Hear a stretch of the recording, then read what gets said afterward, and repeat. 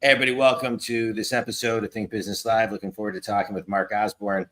Mark, it's great to connect with you. I appreciate you being on the show. Quick bio, recognized by AdAge magazine as one of the world's leading marketing technology trailblazers in 2017, number one best-selling author of business to business marketing and sales, and you bring decades of experience creating revenue growth systems for early stage SaaS tech and B2B. It's great to have you on the show, and I appreciate you taking time. You know, as a business owner, as a business coach, I like to I work with people who are successful and stuck, get them unstuck. So in your business today, where are you seeing people get stuck, and how are they getting unstuck? Yeah. So one of the big things that we see people get stuck on particularly in B2B is this with more leads. And that's actually the title of the book is, are your leads killing your business? Because one of the things that we found is that they can get stuck in this rut of chasing quantity over quality. But everyone's familiar with the 80-20 rule that, 80% of your revenues comes from just 20% of your customers. And it's the businesses that have systems in place so that they can identify those opportunities that are likely to become those 20% of customers that will generate the 80% of revenues. Those are the ones that sort of unstick themselves from this obsession with quantity over quality and really sort of have that breakthrough success. Yeah. I like that you're talking about, systems. I think a lot of times I see this as a business coach, how many companies don't have systems in place, right? So they do, to your point, they get a lot of, in this case, we're talking about leads, but they get a lot of whatever and nothing is in place. And so they don't understand how many hundreds of hours they're wasting. And so what's one tip you would give them? What's one tip that you would give them to create a system to qualify? So there's an old joke: if you don't know where you're going, you'll never know when you get there. And so one of the best tips that I can give people is to really have, sort of understand who it is you're going after. And that starts with, building out an ideal customer profile, and then sort of rigorously holding up opportunities against that and saying, is this really likely to be an ideal customer? Is this opportunity likely to be one of our tier one opportunities? If so, dog pile on it. Everyone comes together and you put all of your efforts and energies on winning those opportunities, because if you're not, your competitors are. And also to think about not just the firmographic information of, well, it's a company of a certain size, or it's looking for this type of solution, which we do, but think about the contextual triggers in their business that sent them to market looking for a solution like yours. And oftentimes it's those triggers that are the best indication of their readiness. So how qualified are they actually? Are they ready to make a decision? And the actual fit that they'll find with you and your product. Because oftentimes it's the same sort of context that sends companies to market that winds them finding, their best partners. And so if you can identify and understand that, it can be a really powerful trigger for you. Yeah, no, I appreciate you talking about that.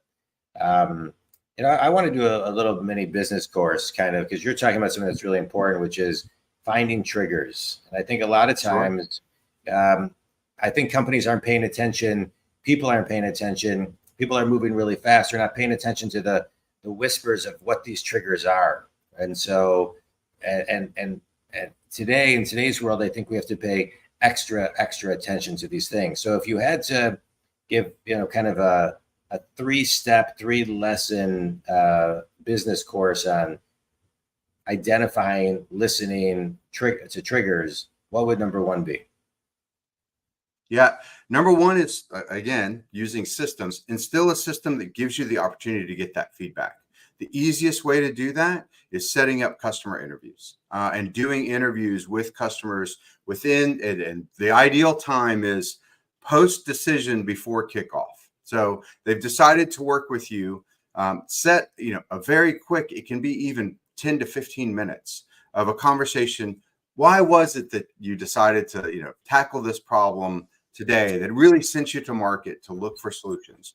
Why was it you decided to choose a solution like ours? Just understand how they narrowed down their decision making, and then why was it you ultimately chose to work with us? And that those understanding of those informational needs at the really upper end of that customer journey of prioritizing the project at all, moving it towards something that they're going to do this year, and then selecting this type of solution. That's really vital for guiding all of the content that you're going to do, the way that your marketing and sales sort of speaks to the market to really attract those best leads and customers to you when you have that messaging. And you can't have that messaging without really sort of gathering that intel from the marketplace. Customer interviews are really easy and fast way to do that. Just make it part of your system. Yeah, it's great. It's great. So let's talk about you. The business. Well, let's before we talk about the business, talk about the book. Right. So what is the reader going to get out of your book? Sure. Yeah, absolutely. So McKinsey and other folks say that the pandemic lockdowns accelerated some trends in B2B marketing by more than 10 years in less than 10 months. And so one of the things that I have seen is a number of B2B companies kind of just press the pause button during the lockdowns when things weren't sort of operating as usual. Maybe they did a couple extra webinars, maybe they did a couple extra white papers. But then once conferences opened back up, they kind of went back to business as usual, which is, put all their content behind, gated behind email lists, go out to conferences, rely on salespeople to, do the heavy lifting of getting deals over the line. But they're finding that those same strategies that worked even just a couple years before the lockdowns aren't working at all anymore. And the reason is that the customer journey has changed. B2B buyers now complete up to 70% of their customer journey before they ever engage with a vendor. Whereas it used to not be uncommon for the top 2 to 3 vendors to get calls from likely customers who would say, "Hey, what should I even be looking for? Who are the other people that I should talk to?" Whereas that just doesn't happen anymore. And so the real takeaway, for readers of the book is to understand this new landscape. And then there's a 5-step framework in there around sort of identifying, your best opportunities in the marketplace, understanding that ICP, bringing together your revenue team of marketing, sales, and customer success to sort of lean against those best opportunities and really create differentiated positioning that creates demand while generating awareness, and then have systems to accelerate those best opportunities to the sales pipeline, and then also systems to activate your best clients for faster renewals, larger upsells, and more referrals. Yeah. Sounds great. I mean, it sounds like a really thorough book, right? Again, think community are your leads killing your business. Mark Osborne can be bought on Amazon. So how does somebody take the first step? I find sometimes, Mark, that people have a really hard time kind of taking that very first step. So they read a book like yours or any book, and they say, "Oh my God, that's amazing. I just don't know where to begin. I don't know what step one is." Right? What's step one? So I'm gonna give 2 easy first steps. And the first is I'll give a free copy of the book to any of your listeners that want to go. Modern Revenue Strategies / free download. They can get a download of the book, get started there. The second is I'll be happy to spend 30 minutes to an hour with any of your listeners to do a diagnostic. And I have a number of benchmarks that I use to identify where are your biggest gaps. Is it on attracting more of the right prospects? Is it on accelerating your opportunities through the sales pipeline, or activating your existing clients for more renewals, upsells, referrals? And I'm happy to do that for free. But that's where I really sort of recommend companies to think about themselves, if they want to do it themselves, is where are our biggest gaps? Where's the biggest opportunity to stimulate growth in the next 90 days? Because early stage companies really need to be moving quickly. And so by identifying, what are my sources of leads? Are they efficient? Is my cost to acquire a customer less than 1 year's worth of payback? Is Do I have multiple different sources of leads, or am I really all dependent on one single source? Some of those sort of health metrics.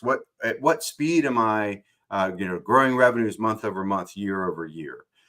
Using some of these diagnostics really helps you start to understand, well, where is that gap?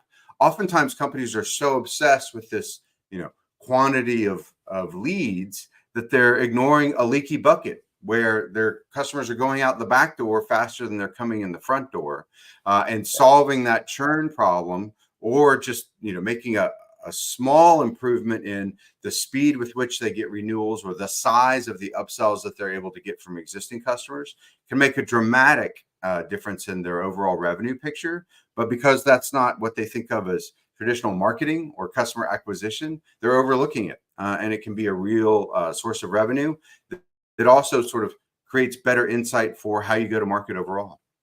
Yeah, I love that. I love it. I just want to kind of highlight again what you said is really zoom in on the next 90 days, right? It's and Think Community, we've talked a lot about this. If that seems overwhelming, then make it 60 days, 30 days, 14 days, 7 days, or even 1 day, right? So that's right. Really even into any level of micro business plan that you can do that makes it feel like it's attainable, I think is really, really important. That's key. There's an interesting stat that companies with a marketing plan enjoy 4 times the success, so a 400% improvement over their competitors that don't have one. So just having something written down, even if it's just a start, is really sort of vital. Yeah, I think that's important. Yeah, anything in writing, I think that's great. I want to talk about you as an entrepreneur. Sure. I do a mini life course because I think people are trying to figure out how they can tap into their inner entrepreneur more so now than ever. If you had to give 3 tips, what would tip number 1 be to tap into your inner entrepreneur? Always be learning. And so, there's a phrase that, people sometimes think that happiness comes from not having problems. But actually, if you look back on your life, probably some of the happiest times and the most fulfilled, or is not when you didn't have problems, but when you were solving problems that you really cared about. And so this idea of, always learning and growing, look for problems that you care about solving. And that's where you'll really get sort of that fulfillment in life in general, but I think on your entrepreneurial journey as well. Yeah. What about number 2? Number 2 is sort of the idea of being generous. One of the things that I've noticed is the most successful people that I have seen that really have sort of success not only in the monetary, but also in sort of the experience of life, are those that are generous and that aren't sort of hoarding all of the secrets for themselves, but really trying to help other people and help other people solve problems, and it invariably comes back and pays off in fourfold if you can be generous with your time, your insights, and with other things you can do in the marketplace. Yeah, I would agree with that. Yeah. What about number 3? Number 3 is probably more around just sticking with it. And I always think of the image of there's 2 guys in a tunnel, and they're just that far away from the big gold deposit on the other side as they're digging, and one of them throws up and turns around, and the other one keeps going. And so you never know just how close you are to having that success or having that windfall. Every overnight success story is 8 years in the making, they say. So you just continue to keep pushing forward and to keep striving, and eventually you'll break through. Yeah, that's great. That's great advice.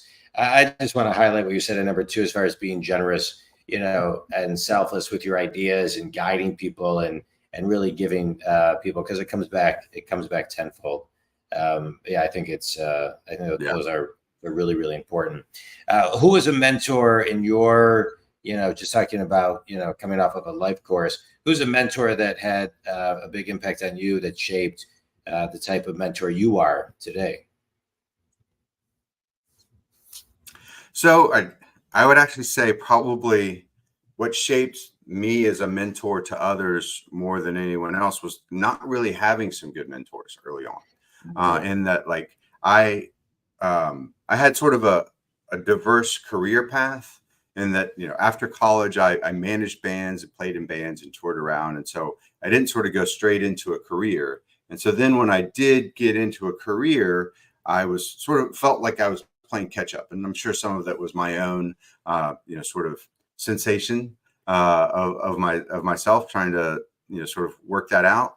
And so I really sort of strove to grow fast and to learn a lot and to move quickly. But I didn't fall into sort of one of those traditional kind of mentor-mentee relationships. And so as I grew, both working in corporations as well as working independently, I've sort of sought out the opportunity to mentor people that maybe haven't, had that sort of traditional path, that maybe have, gained more different types of experiences, but not had the more traditional training and growth, so that I can sort of fill that gap that wasn't there for me. It's great. I actually just started and launched another business a couple of weeks ago called Launch 3. And, my coaching business is solopreneurs to Fortune companies. I work with owners and salespeople and managers and all over the globe. But I have a business partner for this new venture. It's called Launch 3. And it's called, you can check it out at launch-3.com. It's a coaching platform only for 18 to 26-year-olds who are really hungry for mentorship to grow their areas of their life, their career, and they're building their personal brand. And the program is great. We actually have a mentor hub. It's free to be in the mentor hub. I'd love for you to be part of it. And I think it'll be in alignment with kind of what you're talking about. But I'll tell you a little bit more about it after this show. But in the meantime, let's just do a quick speed round. Tell me a book or a TED Talk that's had a big impact on you. So lots of books. I'm a pretty voracious reader. One of the ones that I think about all the time is Thinking Fast and Thinking Slow by Daniel Kahneman. Yeah. And just sort of thinking through the way that people process information, so that you can then adapt your sharing of information into the way that will be the most impactful for them. Yeah, it's great. It's a great book. Best piece of wisdom you've ever received?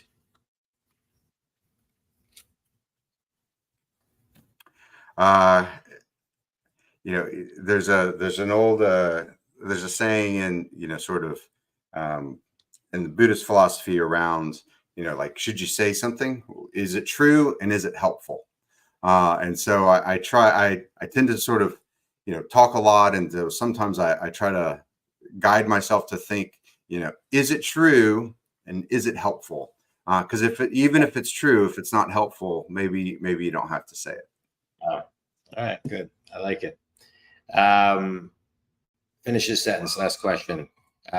One thing everybody can do to get started on their 90-day plan is 90-day marketing plan is. Yeah.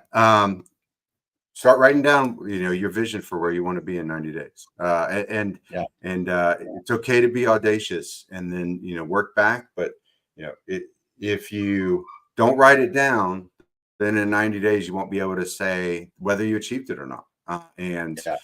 You will second guess yourself and, sort of, well, I could have done more. I should have done more. Or you can, really have the experience of having achieved something just by writing some things down. Yeah, I love it. Mark, I appreciate you taking time to come on the show and share your wisdom.